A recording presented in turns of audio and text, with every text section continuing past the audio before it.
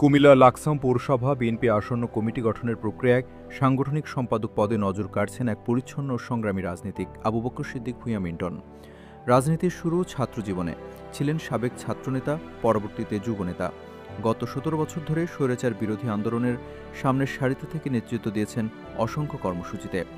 দীর্ঘ রাজনৈতিক জীবনে নানা বাধা বিপত্তি পেরিয়ে তিনি নিজেকে প্রতিষ্ঠিত করেছেন একজন সৎ, নীতিনিষ্ঠ ও জনগণের প্রিয় নেতা হিসেবে। বর্তমানে তিনি লাকসাম পৌরসভা বিএনপি যুগ্ম আহ্বায়ক। আসন্ন সাংগঠনিক সম্পাদক পদে প্রতিদ্বন্দ্বিতায় তিনি প্রতীক হিসেবে নিয়েছেন আপেল।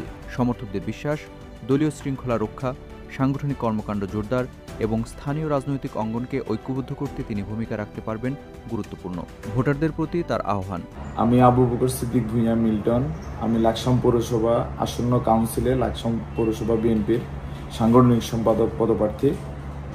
আমরা অতীতের হিংসাত্মক রাজনীতি থেকে বেরিয়ে এসে আগামী দিনে তারেক রহমানের যে স্বপ্নের বাংলাদেশ এবং আমাদের প্রিয় নেতা লাকসাম ও মনোরগঞ্জের মাটি ও মানুষের নেতা মোহাম্মদ আবুল কালাম ভাইয়ের নেতৃত্বে দলকে সুসংগঠিত করার জন্য, লাকসামের পৌরসভা বিএনপিকে সুসংগঠিত করার জন্য সৎ, সাহসী এবং মেধাবী ও বরিষ্ঠ নেতৃত্ব প্রতিষ্ঠা করবে ইনশাআল্লাহ।